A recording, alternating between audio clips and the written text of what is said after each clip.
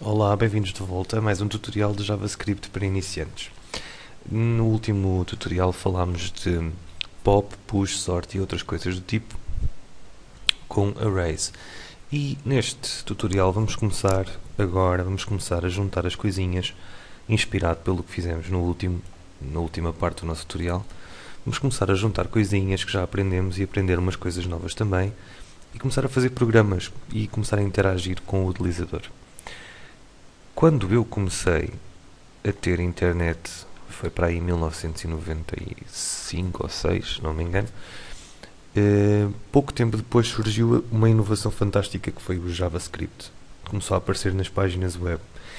E das primeiras coisas que as pessoas fizeram com o JavaScript nas páginas era, quando entrávamos numa página, num site, ele perguntava-nos o nosso nome. Surgia uma caixa de diálogo que dizia o seu nome. Nós punhamos o nosso nome e depois, para a nossa surpresa, no website aparecia Olá e o nome da pessoa, no caso era João, não é? Olá, João. Pronto, nós achávamos esta interação fantástica porque nada faria suspeitar que isso iria acontecer, né? Nós vamos usar essa técnica, que é um prompt, chama-se prompt, que está embutido no próprio JavaScript, mas vamos usá-la para fazer outra coisa. Vamos usá-la para inserir elementos dentro de um array. Então, vamos começar o nosso trabalho. Então, primeiramente, temos de criar o nosso array. Podemos continuar com o mesmo exemplo.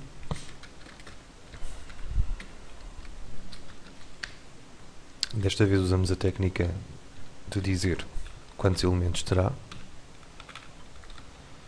Que 5 é muito. 4 elementos. Ok? Isto vai fazer criar um array vazio, mas com 4 espaços, à espera de 4 espaços, à espera de 4 elementos para preencher os 4 espaços que existem. E agora vamos usar a técnica que aprendemos lá bem atrás, que é os loops. E aqui vocês vão começar a perceber para que é que servem os loops. For, o tal. Se vocês já não se lembram como é que isto funciona, é melhor irem lá atrás ver os vídeos, porque não posso estar agora aqui a explicar outra vez tudo. Mas, fazendo um apanhado muito rápido, vamos executar um loop que vai definir um i igual a 0. Para um i igual a 0, sempre que o i for menor que 3, adicionar um i. Ou seja, começa em 0, é menor que 3, a seguir será 1 que é menor que 3, a seguir será 2 que é menor que 3, a seguir será 3 que não é menor que 3, então o loop para. Mas se querem perceber os loops, é melhor irem lá atrás aos outros tutoriais, porque agora temos que avançar para coisas mais importantes. Então vamos fazer aqui uma função para dentro, que vai estar dentro do nosso loop. Cores, que é o nosso array, parênteses retos, e pomos i, que é o index. Podia ser i, podia ser x, mas neste caso eu escolhi o i. E para cada i, sempre que o i começa por 0, não é? Sempre que o i for inferior a 3, para cada i existente, ele vai usar a função prompt, o método prompt. Vocês não têm que criar este método mais tarde, porque ele já existe. E o que é que o prompt tem? Tem duas coisas. Uma é o texto a dizer o que é que o utilizador deve fazer, e a seguir é o que está dentro da caixa de texto que o utilizador vai usar. E já vamos ver isso aplicado.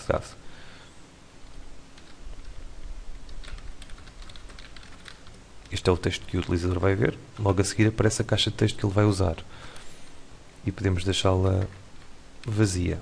Vazia é assim, mas mesmo que seja vazia, tem que estar cá este elemento aqui. Não pode estar simplesmente sem nada. Ok, vamos guardar assim. O resultado disto será um prompt. Cá está, um prompt de JavaScript. Escreva uma cor, que é isto que aqui está, e a caixa está vazia e nós iríamos escrever uma cor. Neste caso podia ser amarelo para começar. Faríamos OK e ele vai continuar a executar isto de cada vez que pronto, que executa 1, adiciona ao i, adiciona 1 e pede outra vez amarelo, azul, verde e uma última vez. Ok, então neste momento o nosso array tem, aliás eu usei 3, não devia ter usado 3, mas pronto, o nosso array neste momento tem amarelo, as cores que eu acabei de escrever. Para isto funcionar bem, para completar completamente o array, temos de pôr 4 e não 3 aqui. Ok? Porque são 4 elementos e nós queremos que esses 4 elementos estejam lá. Ora, agora vamos fazer aqui uma pequena brincadeira para conseguirmos ver tudo o que lá está. Podemos fazer document write. Vamos criar uma var outra vez. String 1, esta técnica vocês já conhecem. Ups. Ir depressa demais.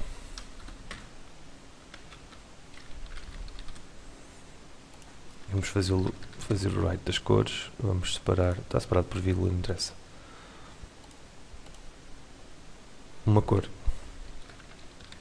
Amarelo. Segunda cor. Vermelho. Terceira cor. Azul. Quarta cor. Verde. Ok? Amarelo, vermelho, azul e verde.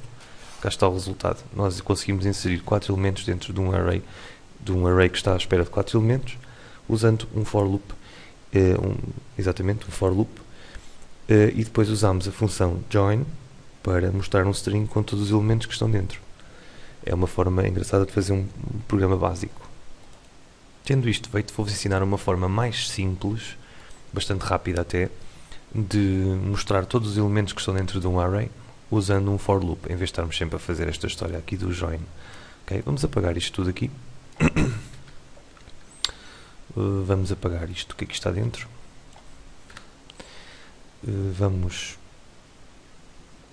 no nosso array, vamos pôr já alguns elementos.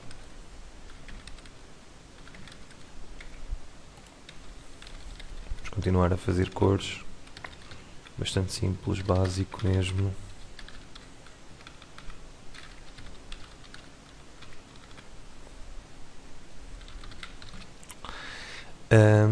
Ok, uma das formas mais fáceis de mostrar todos os elementos que estão dentro de um array, sem termos que usar o join para fazer um string, será criar um for loop para todos os elementos. Mas imaginemos que nós não sabemos à partida quantos elementos são. Neste caso sabemos, mas poderíamos não saber. Podemos usar a técnica do tal atributo que é usado muita vez, que é o length. Neste caso, i igual a 0.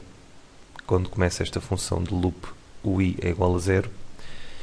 E vai estar sempre a fazer loop até que o i seja, neste caso era 4 antes, era 4, supostamente os 4 elementos que existiam dentro do array. Neste caso 1, 2, 3, 4, 5 elementos. Como é que podemos saber se é 5, se é 6, se é 7, ou nunca, ou fazer este loop, adaptar-se a isso? Muito fácil. Cores, ponto, length. Desta forma ele vai sempre executar este loop até que todos os elementos estejam lá dentro. Isto funciona porquê? Porque os arrays começam em 0 e não em 1. Portanto, 0, 1, 2, 3, 4 e 5. Vai fazer isto começando em 0, começa no primeiro elemento e vai acabar quando isto for inferior ao tamanho, que vai ser 5 neste caso. E agora aqui no nosso corpo do loop, o que é que queremos que ele faça? Então ele vai fazer. Ups. Atrapalhada. Document write cores. Vai fazer um write do i das cores, que funciona perfeitamente porque isto é um loop. E para isto ficar mais bonito, vamos fazê-lo mudar de linha, com aquele truquezinho que vocês já conhecem muito bem, do line break.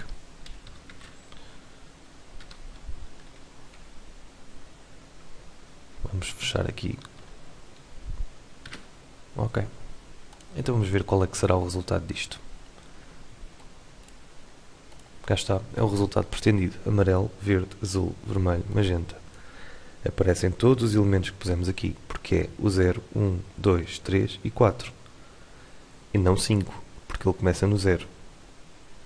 E é por isso que o length funciona tão bem neste tipo de casos. Claro que podíamos fazer outras coisas antes deste loop, até aquilo que fizemos anteriormente.